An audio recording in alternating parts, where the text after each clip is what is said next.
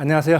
반갑습니다. 여러분을 무역영어 자격증 합격의 길로 인도하게 될 가이드 김현수입니다. 이번 시간에는 국가공인 무역영어 자격증의 과목의 구성, 그 다음에 어떤 방법으로 접근했을 때 가장 확실하게 합격할 수 있는가 하는 합격 전략에 대해서 같이 알아보도록 하겠습니다.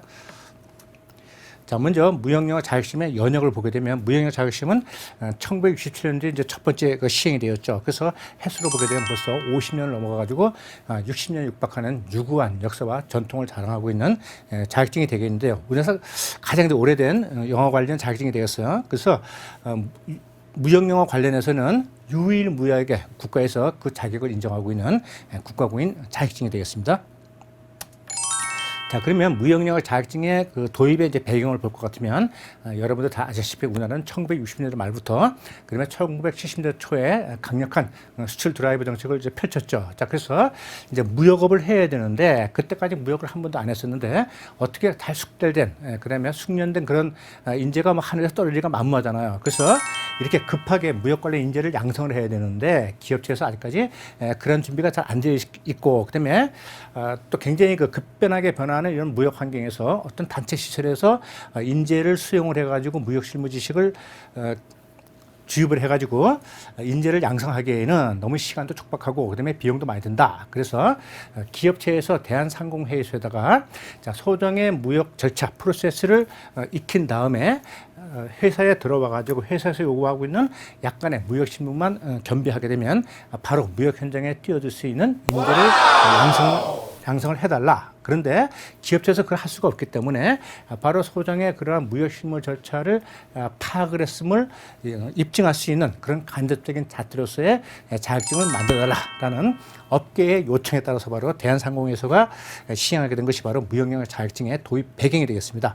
자, 그러면 저는 이제 국제통상 관련 과목에 대해서 이제 강의를 쭉 해오면서 학생들의 취업도 많이 독려하고 그다음에 학생들의 취업을 지원하는 그런 의미에서 바로 취업준비센터에서 들어오게 되는 각 기업체에서 오게 되는 여러 가지 그 인재 추천서를 이제 보게 되는데요. 한 가지 변화가 있는데 뭐냐면 그 전에는 그냥 막연하게 영어 실력 능통자, 그다음에 뭐 토익 고득점자 이런 것들이 이제 주를 이뤘는데 지금은 무역영어 자격증 소지자 또는 국제무역 자격증 소지자 우대 이런 것들이 굉장히 눈에 많이 띄고 있어요. 그래서 바로 뭐냐면 바로 이러한 자격증을 보유한 인재가 이런 자격증을 보유하고 있지 않은 비보유자에 비해서 바로 업무 적응 능력이 굉장히 뛰어나고 그래서 무역 실무 절차를 거의 아웃라인에 대해서 이제 마스터한 상태에서 그 회사만이 갖고 있는 고유의 그런 업무에 대해서 잠깐만 이제 투입을 하게 되면 바로 그 현장에서 어떤 무역 업무를 수행할 수 있는 그런 인재를 양성하면서 굉장히 이런 자격증 소유자가 탁월하더라. 그것이 이제 현장에서도 많이 입증이 되었기 때문에 다시 말해서 좋은 인상을 받았기 때문에 바로 이러한 자격증 소유자를 굉장히 이제 선호하게 됐다 이렇게 생각이 됩니다. 자, 그래서 각 기업체에서도 바로 그러한 것을 이제 감안을 해가지고 이러한 자격증을 따도록 굉장히 독려를 하고 있고 많이 이제 그 업체에서 그 자격증을 취득했을 때 여러 가지 이제 가산돈을 주게 되고 그다음에 인사고과에도 반영도 하고 있죠. 그래서 우리 특히 그 관공사 같은 경우에 가장 두드러진 게 이제 세관이 되겠는데요. 세관에서도 역시 마찬가지로 관세청에서도 세관 직원들에게 무역영어 1급 자격증을 딸 것을 독려를 하고 있고 그다음에 자격증을 취득했을 경우에는 바로 인사고과에 반영을 할 수 있는 그런 인센티브를 주고 있습니다. 자, 그러면 자격증은 어떤 식으로 지금 구성이 되었냐 보면 자격증 크게 세 개로 나눠져 있어요. 1급, 2급, 3급 이렇게 나눠져 있는데 자, 1급 같은 경우는 4년제 대학 경상계열 졸업자로서 대기업 무역실무 관리 책임자로서 갖춰야 할 무역실무 전반에 관한 지식을 물어본다 이렇게 되어 있는데 많은 사람들이 여기서 자꾸 이제 헷갈리는 게 뭐냐면 바로 1급은 4년제 대학 경상계열을 졸업한 사람만이 이걸 응시할 수 있다 이렇게 생각할 수 있는데 이것은 바로 말 그대로 착각이에요. 그래서 무역영어 1급은 4년제 대학 경상계열을 졸업한 사람만이 칠 수 있다는 말이 아니고 4년제 대학 경상계열을 전공한 사람이 학교에서 배웠음직한 그러한 무역 관련 지식을 테스트하겠다 이런 말이 되겠습니다. 그러니까 이런 경상계열 졸업자라면은 대학교에서 뭐 전공이든 비전공이든 간에 어떤 무역 업무 전반에 대한 이러한 정도의 지식은 갖추고 있지 않겠는가? 바로 그것을 테스트해 보겠다, 물어보겠다 그런 말이 되겠습니다. 다시 말해서 4년제대학 경상계열 졸업자만이 1급을 칠 수 있다는 것이 아니고 누구라도 실력만 되면 전부 다 1급을 응시할 수 있다. 그다음에 2급이 있고요. 3급이 있게 되는데 3급 같은 경우는 주로 이제 실업계 고등학교 학생들이 많이 치르게 되죠.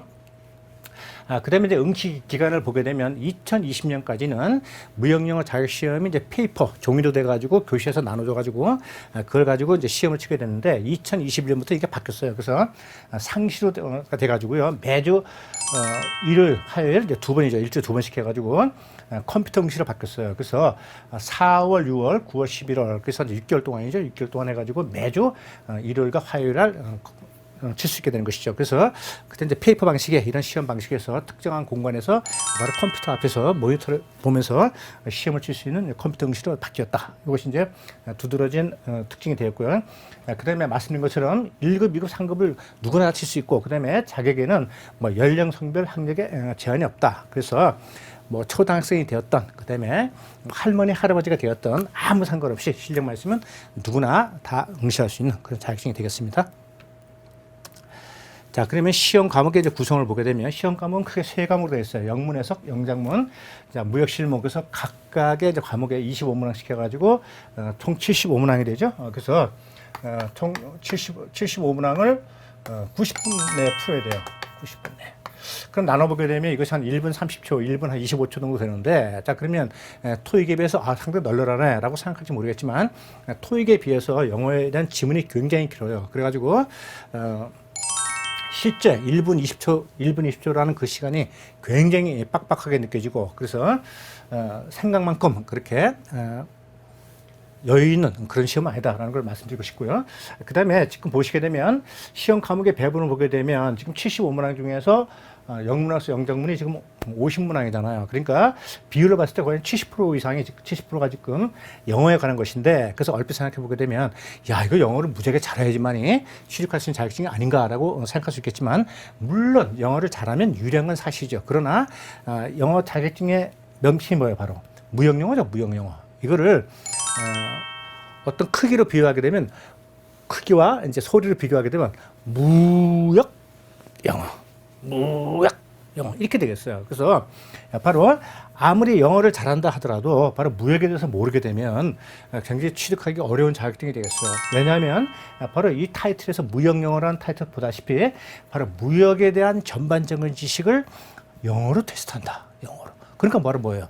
영어 이전에 무역 실무에 대한 또는 이론에 대한 전반적인 프로세스, 절차를 이해하고 있어야지만이 치를 수 있는 시험이 되겠죠. 따라서 우리가 무역 이론이라든지 무역 실무를 배우면서 거기에서 파생되어 나오는 전문 용어에 대한 정의, 그리고 무역 실무에서 쓰이게 되는 상용적인 영어 구문을 모르게 되면은 제 아무리 토익 만점자라 하더라도 바로 무역 영어에 와서는 빵점을 맞게 된다. 그래서 내가 영어를 잘 모른다 하더라도 전혀 겁먹지 마시고 바로 무역 실무를 기본으로 해서 친 것이 영어다라는 것을 알고 계시고, 그 다음에 저는 이제 그 학교에서 무역 관련 과목을 강의를 이제 많이 하고, 그 다음에 무역영어 자격증만 제가 지금 한 20년 넘게 지금 강의를 하고 있어요. 그래서 우리나라에서 아마 강의 경력이 가장 많은 최장수 강사가 되겠는데요. 그래서 지금 학교에서나 또는 뭐 자격증 강의에서 봤을 때 우리 학생들이 어떠한 부분에서 굉장히 그 취약하고, 그다음에 어떤 부분에서 굉장히 어려워하시는 줄 제가 훤히 알고 있어요. 그래서 바로 이 본 강의에서는 영어 실력이 약하다 하더라도 약간의 힌트, 그다음에 이제 약간의 이제 스킬만 가지고도 바로 그 어려운 영어 문제를 맞출 수 있는 여러 가지 노하우들을 함축을 해가지고 강의와 그다음에 교재에서 제공하고 있으니까 영어 실력이 좀 부족하더라도 전혀 두려워하지 마시고 과감하게 도전하시기 바랍니다. 자, 그 다음에 지금 점수의 그 배점을 보게 되면 25문항을 이제 4점으로 곱하게 되면 그러면 이제 100점이 되겠죠. 자, 그래서 1급 같은 경우에는 과락했어요. 그래서 전체로는 평균 60점이 돼야 되는데 한 과목이라도 40점 미만이 돼버리면 바로 탈락이 됐어요. 과락으로. 그러면 39.9는 탈락이고 40점까지 괜찮겠죠. 그래서 한 과목당 무조건 25개 중에서 4개는 맞추셔야 돼요. 그래야 바로 10개는 맞춰야 되겠죠. 그래서 이제 40점이 돼야 되는 것이죠. 40점. 그리고 각 과목당 무조건 몇 개 이상? 그렇죠. 15개 이상은 맞아줘야지만이 바로 평균 60점으로 이제 올라가게 되는 것이죠. 자, 그러면 다 어려운 것 같지만 실제 공부를 해 보시다 보면 이 세 과목 중에서 자기가 굉장히 선호하고 그다음에 왠지 이것은 좀 말랑말랑한 그런 느낌이 드는 과목이 있어요. 그럼 왠지 좀 쉽고 그다음에 말랑말랑하다는 느낌이 온다. 그랬을 경우에 그런 과목은 당연히 득점이 높아지게 되겠죠. 자, 그래서 우리 그런 말을 하죠. 이 과목은 나하고 궁합이 잘 맞는다. 자, 그래서 영문에서 영장문, 무역신문 중에서 나 왠지 모르게 영장문은 참 점수가 잘 나와. 자, 그러면 영장문에 대해서 집중을 하셔가지고 평균점을 확 끌어올리고, 그 다음에 나는 무역신문가 좀 약해. 그러면 어떻게 해서든지 간에 바로 이렇게 과락을 면하는 10개 이상은 맞추는 전략을 취해서 전체적으로는 평균에 밸런스를 맞춰가는 그런 전략으로 접근하셔야 되겠습니다. 그러니까 각 문항당 한 17개에서 최대 한 20개 정도. 그러면 한 68점 정도에서 뭐 한 80 정도 되겠죠. 그죠? 한 68에서 한 80점 정도 사이. 요 정도를 목표로 해서 이제 공부를 하셔야 되겠어요. 왜냐하면은 이 25문항 중에서 아무리 공부를 해도 죽어라 공부해도 못 맞추는 문제가 있어요. 그런 것들이 보통 한 2-3개 정도가 되는데 그런 거를 맞추기 위해서 길을 쓰다 보면은 정작 맞출 수 있는 이런 문제를 다 놓치기 때문에 그런 문제들은 과감히 버리시고 자기가 공부를 해가지고 충분히 맞출 수 있는 17개에서 20개 정도에 집중을 하셔야 되겠어요. 자, 그런데 아니야, 난 싫어. 이왕 공부한 거 가문에 영광이 있어. 그래서 나는 100점 만점을 맞을 거야 라고 목표를 세운다. 뭐 그것도 괜찮겠지만 아쉽게도 말이죠. 이 자격증 시험이라는 것은 고득점자를 요구하는 것이 아니고 바로 자격증 취득자를 목적으로 하는 것이잖아요. 그리고 100점을 맞았다고 해서 그 자격증에 뭐 금태를 탁 둘러가지고 위 학생은 바로 만점으로 우수한 성적으로 본 자격증을 취득할 수 있습니다. 이런 게 안 나온단 말이에요. 그래서 60점짜리나 그다음에 100점짜리나 자격증의 크기도 똑같고요. 색깔도 똑같아요. 그러니까 그렇게 무모하게 고득점을 하겠다고 덤벼 들어가가지고 정작 맞추는 문제를 다 놓쳐가지고 자격증 취득에 실패하는 그런 우를 보면서는 안 되겠어요. 그러니까 내가 잘하는 거 확실히 해서 득점하자. 이런 전략으로 가셔야 되겠습니다. 자, 그 다음에 그 당일날 오전에 세 과목이 치러지게 되죠. 무역 영어 1급과 2급, 3급이 치러지게 되는데 한 과목하고 그다음에 나머지 두 과목의 시간대가 달라요. 그래서 무역 영어 1급을 먼저 치고 그다음에 1급을 치른 다음에 2급과 3급을 치게 된단 말이에요. 그러니까 1급하고 1급을 치고 그다음에 2급을 칠 수 있고요. 그다음에 그 1급 치고 그다음에 3급을 칠 수 있죠. 그러니까 오전 중에 이걸 다 칠 수 있단 말이에요. 자, 그런데 생각하기를 아니 1급이 있으면 되지 뭐래 2급을 또 따나라는 생각을 하게 되는데 많은 학생들이 1급, 2급을 동시에 신청하는 것도 되게 많아요. 왜 그러냐면 죽으라고 공부를 했는데 1급을 목표 공부를 했는데 이것이 이제 자격증 취득에 실패한다. 그러면 상실감이 되게 크잖아. 그래서 2급을 이제 안전한 어떤 위로의 수단, 보험의 성격으로 이제 2급을 치게 되는 것이죠. 그래서 1급이 떨어졌다 하더라도 근데 2급을 이제 붙게 되면은 그래도 2급이 있으니까 좀 안도가 된다라는 이제 그 상실감에 대한 위로 차원에서 이제 치게 되는 거죠. 그런데 이제 아이러니하게도요, 1급과 2급을 동시에 칠 경우에 1급은 합격을 하고 2급은 불합격하는 경우가 있어요. 이런 경우. 그죠? 2급이 난이도가 훨씬 낮은데도 불구하고. 왜 그러냐면 이것은 1급을 칠 때 완전히 뭐 정신무장이 팍 돼가지고 초집중해가지고 이거를 쳤죠, 1급을. 자, 그런데 1급을 치고 쉴 시간이 끝난 다음에 이제 2급을 치게 되는데 1급에서 집중을 해가지고 너무 이제 진이 빠진 거죠. 진이 빠져 탈탈 털려가지고 힘이 없어가지고 2급에서는 정작 집중력을 발휘하지 못해가지고 더 쉬운데 2급을 떨어지는 그런 아이러니가 있어요. 자, 그래서 1급 자격증 취득에 실패했을 때 그런 상실감에 대한 보전으로서 바로 2급을 친다라는 거 자, 말씀을 드렸고요.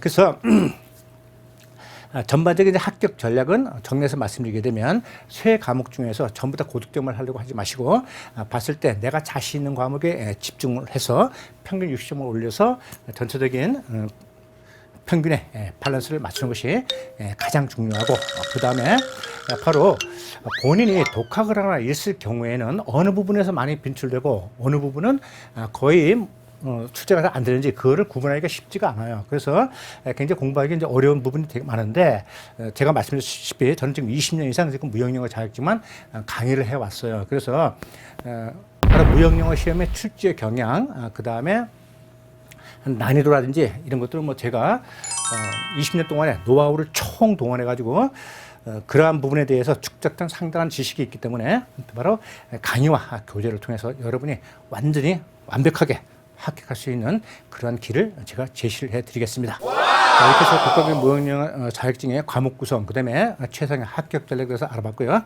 저는 여러분을 강의실에서 다시 만나 뵙도록 하겠습니다. 감사합니다.